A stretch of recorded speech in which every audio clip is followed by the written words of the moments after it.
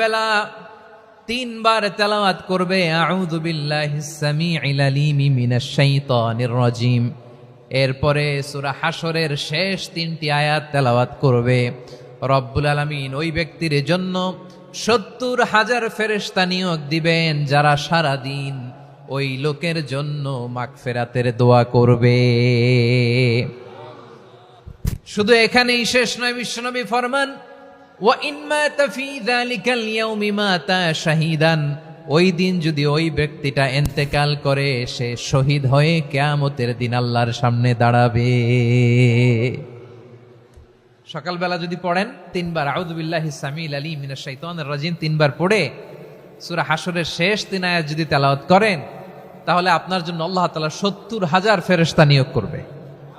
সারা দিন তারা আপনার জন্য মাগফিরাতের দোয়া করবে। আর ওই দিন ইন্তেকাল করলে